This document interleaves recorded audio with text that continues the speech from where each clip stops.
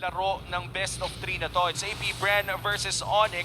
Parehas sa purple. Magsa-start ang ating mga junglers. Pero mukhang may bahagyang halamangan si Kyle DC as we head on to a short pause. Purple ang simula ng ating mga junglers. Ibig sabihin ba nito ay magkikita sila sa Lito Wanderer? Lito Wanderer is a choice na pwede nilang kuhanin as of the moment kasi kailangan na magandang early game ng AP Bren especially, lalo na Martis yung hawak nila. O nga pala. If nag-snowball ng perfectly yung mga kupunan nila, they can go for extra initiations lalo na kailangan mag-level 4 muna ng Minotaur bago sila makapalag ng todo in terms of team fight. So there's a possible chance na i-exploit yung weakness na yun ng side ng AP Bren and possibly get a kill or two. Oo, parang pwede nga ganun yung gawin. So knowing na merong mga chances for a snowball for both, feeling ko medyo magiging laban siya ng sabihin na nating pride ang nakataya. Uy, Kasi bakit? ayaw mo as much as possible na, di ba, sabi natin na these two teams are basically the same in terms of playstyle. So as much as possible ay talagang magtatapatan. Lahat ng mga pwedeng puntahan ay talagang iikutan. And knowing na merong snowball din, vision pala. Oo. Vision ang pinaka-importante dito kung sinong mangongontra doon sa vision ng kabila. Dito na talaga natin makikita ang tapatang Ogwen at pati na rin Perxiva. Nakita natin na yung debut game ni Perxiva, nabanggit mo ata ito kanina, Sona, na isa siya sa mga pinakamagaling na playmaker for the league right now. Ito yung mga tipong fumi-flicker play, yung mga kung TikTok editor ka ay napakasaya Busog mong na busog manood. ka. Busog na busog ka sa mga clips na pwede mong gawin. Ang dami mong highlights na pwedeng pagtuunan ng pansin, especially sa hero na gamit niya ngayon, which is gonna be none other than Minotaur. Hindi naman to nalalayo dun sa Kufra na ginamit niya na nagpakilala siya dito mismo sa MPLPH S12.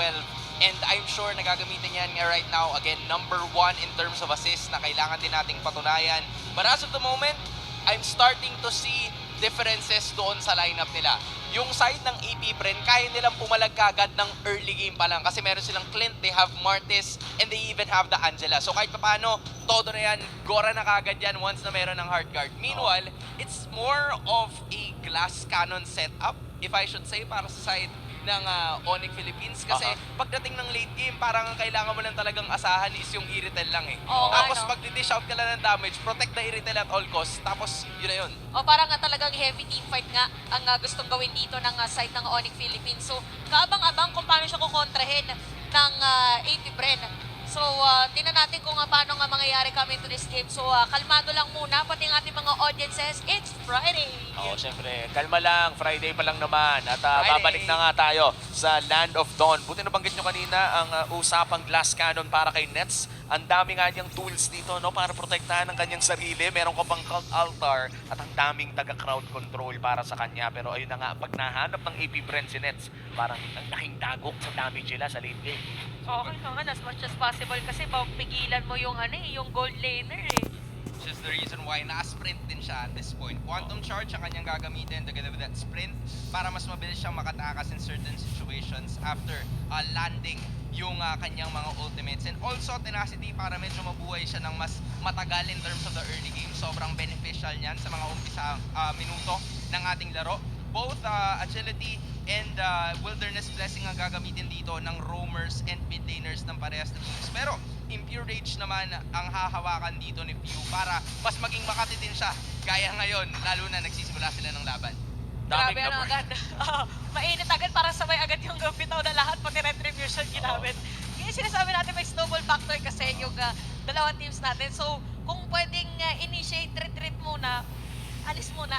Huwag talaga munang pilitin kung hindi talaga kaya. And right now, mukhang nagse-set up lamang ang dalawang kupunan para sa first turtle of the game. Pero nag-decide si Ryzen at Kyle DC na simulan na natin to ng maaga. Kailangan na nating ma-face check agad kung ano nga ba talaga ang damage natin dalawa. Pero take note, nakita natin merong flicker na nagamit si Perxiva. So hindi yata natin masyado makikita yung biglaang pag-setup play. So focus lang muna doon sa may top lane. At si Gem ang pino-force nila na mawala doon sa initial na team fight. At tignan mo to, no? Mas nauna pang magkaroon ng cult altar ang side ng AP Bren at tignan natin kung lalaban ba ang Onyx for this turtle. Okay, meron ng Black Dragon Force, si Flap PC. At ito nga sinasabi natin, Robert Donkey, pero nga lang, yung turtle pa lang kanilang gustong kuhanin, Kaltis wouldn't secure. Habang dito naman sa side ng Onyx ay makamatay na nga si si Perksy habulin pa dito si Jem. Unti-unting mababawasan pero not enough damage pa para sa ng AP Brand. Malinis na pag-take mula sa AP Bren na una sa pwesto. Ang ganda ng Black Dragon. Parang mali pa ata ang naging desisyon ng Onyx na mag-contest sa first turtle na yun. Priority ni Flap TC no mga pagkakataon na yun was to bring or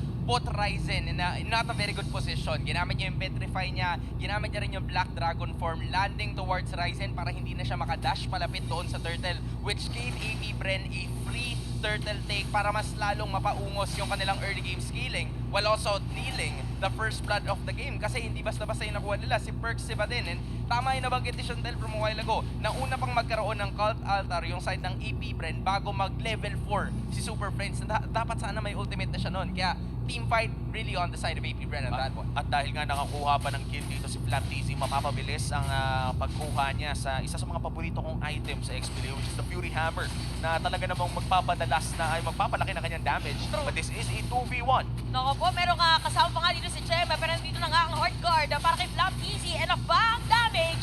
Meron na rin, pero yun nga lang makukuha si Flap Easy sa may top lane at take note na gamit na rin ang kanyang Petrify during that moment. Ang hirap talagang iwasan ng Appraiser's Wrath na nagmumula dito kay Ryzen. Ito yung mga skill na alam mong masakit kapag gitna pero hindi mo ina-expect na ganun pa rin pala kasakit kahit na medyo tagilid. Yung buwelo, yung buwelo mismo ay talagang napakasakit. And this time around, AP Bren pa rin ang may hawak ng kalamangan, a 1k gold lead.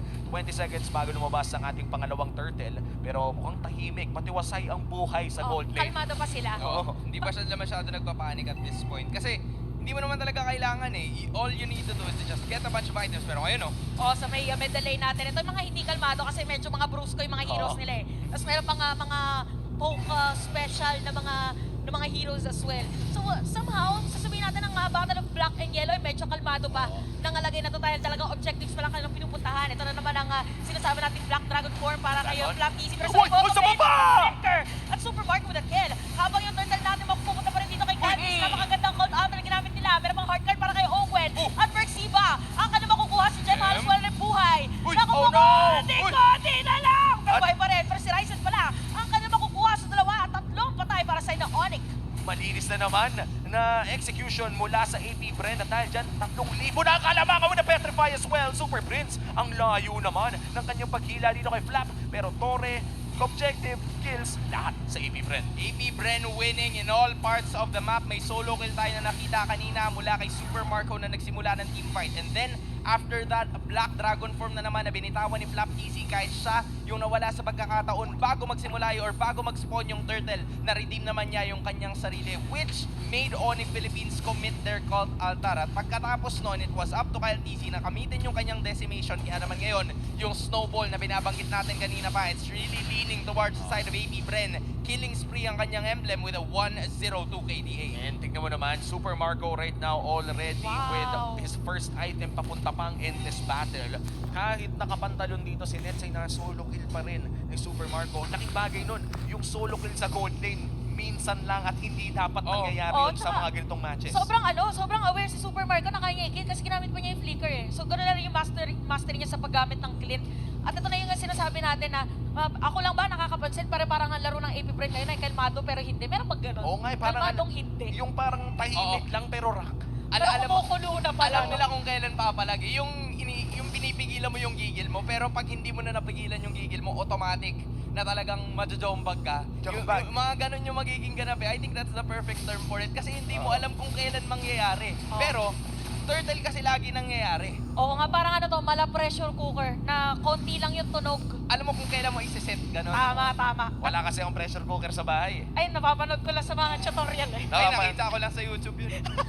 Dekalan lang kasi kami pero mukhang niluluto na ng AP Bren ang turtle na to at kailangan nang ibigay ito ng Onyx sa may bandang ibaba. Kakainin naman nila dito si Ogwen at mukhang makakatore din sila. It's a turtle for a kill and a possible turret sa may bandang ibaba. Isang magandang trade para sa Onyx. At least gumagawa sila ng play ngayon para somehow ay mapantay yung mga objective na nakukuha dito ng AP Bren against them. Pero parang merong gusto din gawing play ang AP Bren. Pero sabi na natin, kalmadong aggressive. Kalmadong aggressive. Kumbaga yung mga tahimik. Tapos sa sa first. simula, ako'y Oo. tahimik lang sa... Tama. Sakto, MPN collaboration. Tama. Shout out Mami Oni, kung nanonood ka man. Alam mo na kung ano yung ganap. Baka Diba? yan na naman yung sunod na challenge na ipasok mo sa cast mo. Last week si Megos, this week si Tahimik sa umpisa. Eto na, nailatag naman natin na mabuti. And in addition, speaking of tahimik sa umpisa, siguro nag-a-apply din yon para sa side ng Onyx Philippines. Kasi si Nets ang kailangan medyo manahimik ng kaunti dito. And dahil sa silence, peace in solidarity na na-experience niya ngayon, siya ang leading in terms of gold. Oh, wow. Okay, so kahit paano nagagawa naman ng Onyx Philippines yung trabaho nila na patagalin yung laban, protektahan si Nets, and then from there, just dish out the damage necessary. Yun naman talaga ang kanilang win condition, no? Ang kanilang keys to victory. Talagang alagaan dito si Nets at hanapin ang oportunidad kung saan makaka-preheat na. Pero sa ngayon, hindi pa ata yun dahil ang laki din ng Dire-diretso kalamangan lang. ni Super Marco. Tingnan mo naman, parang chinachani lang yung Oo. tore, ang lambot. Isang mabilis lang para dito sa AP Brand. Pero ganun sinabi yung dalawa dito about kay Nets. Kasi kung babalikan natin mga ibang games din ng Onyx, parang tahimik lang din talaga sila. Tapos magugulat ka na lang pagka-dedepensa. Biglang, saan ang galing ang damage doon? So parang feeling ko yun ang inaantay ngayon ng Onyx din. Still, 5K gold lead, no? Mukhang Laki. matagal-tagal pa sila mag-aantay para sa oportunidad na yun. Oo. Pero this time around, no, first 3 objectives sa kamay ng AP Bren na punta, tumahimik ang laro at sa ngayon mukhang nag-aabang ang parehas sa kupunan para sa pinakaunang lord ng larong ito. AP Bren, pinupush nila ang kanilang map control pero mukhang makakapag-purple pa naman ang Onyx. Ang isa sa mga inaabangan ng side ng Onyx Philippines ay yung isang pagkakamali, di ba? Umisa ka lang. Oo. Yun lang ang hinihintay ng side ng Sonics para makabawi sila. But again, AP friends, sobrang linis ng kanilang nagiging application dito. Yes, may dalawang deaths na silang naibigay sa side ng Onyx, pero it goes into the hands of Flap TC and Oakwen, which by the way, sobrang willing sila na ibigay yung sarili nila because objectives na pupunta lahat sa AP Bren. First Lord ay napunta na rin sa kamay ng AP Bren. So far, malinis ang lahat ng objectives na Yeah. nakuha ng AP Bren. Isang contest lamang ang nakita natin. Ang pinakaunang turtle pa, hindi pa naging okay para sa Onyx. Alam mo, outright clean talaga ang play dito ng Clean AP na Brand. clean. Clean na clean kasi parang na-timingan nila kasi after na nakuha yung Lord, pansinin nyo yung minion wave, nasa top 10. Sakto nasa top 10 yung Lord. So parang talagang fin-low na nila yung minion sa may top lane para diretso objective taking. So medyo muna dito ang Onyx. Kailangan na talaga. Kailangan nilang depensahan. This is just a first Lord, so madali lang para sa kanila. Medyo lang, pagdating sa wave clear pala. Oo, ito, wave clear nila. Tsaka parang kapag natalo ko talaga sa RSG, tandaan natin, AP Bren, natalo sa RSG last week 0-2, parang yung fundamentals nag-carry over no? Oo. Naging napakalinis ng kanilang laro. This time around, isang tore na naman na mapupunta sa kamay ng AP Bren. Siguro nakaka 4 minutes na simula yung last team fight na napanood natin. Oo nga eh. Ang tagal na. Wala gaanong team fight na nangyayari. Hindi rin pinapayagan ng side ng AP Bren na magkaroon ng sarili ng team fight kasi una, it's already 7.6k gold lead and growing pa yan. Pangalawa, yung gold na napupunta or yung 7.9k, possibly 8 doon ay nasa kay Super Marco na pero Lord's already marching in. Okay, pumasok na nga. Medyo nagpakita lang ng Dragon dito si Flap TC pero Lord muna ang kanilang padadaanin doon sa may bottom lane so hindi masisira at successfully masesecure ng Onyx. Ito yung sinasabi natin na for Onyx gusto lang na ng depensahan, for Brent ayaw din na ng teamfight. Yung sinasabi natin pagkakamali, huwag nating bibigyan ng chance. Tama. At kahit sino Enough naman, is enough. pagka Dragon na ni Flap TZ nagpakita, matatakot ka talaga. Nakakatakot. Kanina pa yan, may Unang Angela pa turtle yan. pa lang eh. Tatlong beses niya na pinakita yung dragon niya in this matchup. Ganun siya kalupit sa laban na to kasi sobrang tindi ng initiation. Siya talaga yung nagsisimula ng laban. Oo. Bago mag-riot, yun yung signal eh. Sige, Flap TC, i-dragon mo na. Tapos saka tayo magsisimula ng laban, alright. Bago Tapos pa is, yung range pa ni Super Marco, no, imagine mo, lumalango yung Dragon. Tapos yung marksman mo ng Popok, kung titignan nyo yung nangyari kanina doon, hindi pa nga nakakapoiste yung Irritail. Kalahati na yung buhay niya. oo nga, parang ramdam mo na agad. Parang malastorya nila Bakunawa. Wow, Ano yan? sino yun? Yung mga, sa, basta sa... Philippine mythology. Philippine mythology. Tama. Nagkukunwari lang kami hindi Testing namin. lang. Testing lang. Kaya The guys- moon-eating dragon. Yan. Oh. Parang ganun, parang ang hirap nung panakita ka ng moon-eating dragon. Oo. Sabi, ba't mo ko kainin? Ba't Hindi mo naman ako kakainin? moon. Oh, Sabi Hindi naman nila ako ba moon. daw kaya nagkaroon ng crescent moon dahil Kinaga. Totoo yun. Search nyo ngayon. Bakunawa Bakunawa. sa Google. Makikita nyo. After ng game, para hindi tayo mabawasan ng Para viewers. hindi tayo tama. Alam mo na kayo. Isipin mo, parang kung yung M5 dito sa Pilipinas, paano kaya kung magkaroon tayo ng Bakunawa skin? Baka Ay, oo lang nga, no? naman. Baka naman. Aba lang naman, pero tingnan natin dahil Lord ngayon, sinisimulan na ng AP Bren at napakalayo ng Onyx mula sa Lord Pit, kaya mukhang ibibigay na naman nila ang Lord na to. And this is a Luminous Lord, Oo, parang uunti-untiin lang nila dito yung mga tore ng AP Bren, yung pinaka-kanilang strategy. Pero yeah, AP Bren, makakakuha ng Lord. That is gonna be the second Lord para sa ating laban at tila ba'y parang ayaw talaga ng mga teams natin magkakitaan. 7 minutes na. Ang katanungan ay kung papaabutin ba tayo ng damit hapon o ng takip silim. Wow. Kasi yun ang late time ng ng English, 'di ba? Na kailangan Tama, paabutin mo tama. ng midnight, kailangan paabutin mo ng takip silim. Ganyan yung ginawa mga, sila laban. mga pangalan ng mga SC, yung mga, Tama. mga event ng mga student council. Tama. Mga Ginoo at Ginang, Tama. tayo po Oo. ngayon ay naparirito para tunghayan Yan. ang kumukulong. O, Sagupaan. Mga siklab, ano pa bang mga pangalan ng mga student council projects, mga takip silim. Yan. Ayan. Parang, Da- parang section din yun, di ba? Parang May mga- section ba takip silim? Ewan ko, shoutout sa mga student council members dyan na ganyan Tama. magpangalan ng mga events. Meron pa yung mga tanglaw. Tanglaw, O, mga ayan. ganyan. Tangdumaan na. Siyempre, lahat tayo napadaan dyan, pero Kamuntikan na.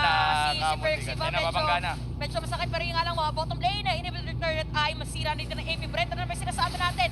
Yung sa Bakunawa, tsaka yung Philippine Mythology, pero papasok nga lang dito sa may ilalim ng Lap. tore. Meron pang Ulo. petrify si Net sa kanyang mga target. Ginamit na dito ang Netherrealm at sabi din ng Onyx na ito na ang panahon namin para dumipetsa, pero parang kulang pa yata ka ng damage. Kaya makakasira ulit ng isang tore ang AP Brent sa may taas naman.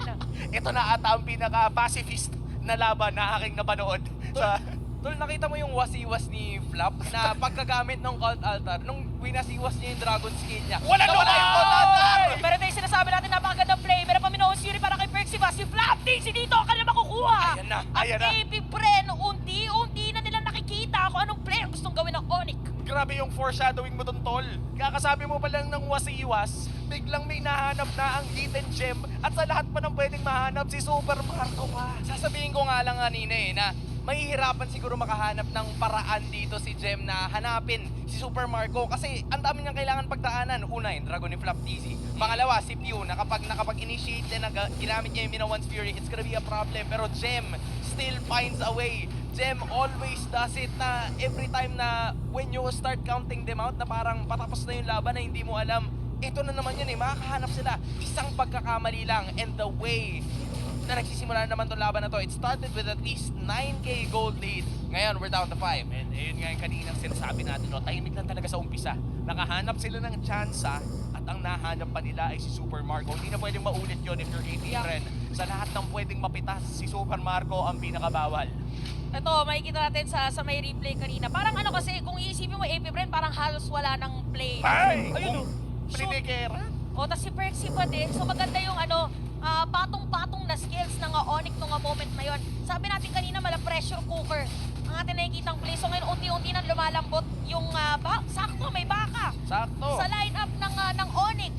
So medyo ano na dito si Tenderized Percy ba? na. Tenderized na. So tingnan natin kung ready na sila mag-pulverize against AP Bren as we head on to the third Lord of this game. Ito na yung mga Lord hands natin makikita. Mga tagalang Lord Dance to. May mga minsan nga maabot pa to ng mga 3 minuto, 4 na minuto. And sa ngayon, medyo sumisipol na ang pressure cooker dahil nag-iisa si Ryzen dito. Katapat nga si Kyle TC. Parehas naman ng level 15. Talagang retry battle na lang ang kailangan nating panoorin. Hindi na nila ipapa-reset sa Ayan na yung 10. Dragon. Eto na yung Dragon, tapos halos wala mong buhay si Super Friends. Kanino mong silong Ako, hindi niya retribution nakita si na magwawagi. Kaninong petrify ang matatali. Pero yun nga lang, kunti-unti na makukuha ito. Wow! At saktong-sakto naman, si Ryzen pa ang makakakuha doon. Diretso for the D5. Si Pew merong poke, si Jem merong zone out. Pero Perks mo makukuha nila, si Kyle no! nila pa rin. At Super Friends with that kill, palitan lang. Isang patay para sa AP Friends. Ryzen! Pero unting hinahabol dito ang Onyx. Okay lang down na sa inyo, Lord. Pero sa amin ang kill as Ryzen's gonna be down. 1v4 scenario pero Lord ay nasa kamay ng Onyx. AP Bren pa rin ang may hawak ng kalamangan at pwede na ata nilang tapusin ito. 15 seconds for Perxiva. Kailangan bumili ni Super Fritz ng oras. Okay, wala na buhay. Saktong-sakto pa nga. It's gonna be a wipeout. At para sa unang laban, AP Bren will win. And that winning moment is brought to you by our official sponsor, FWD Life Insurance.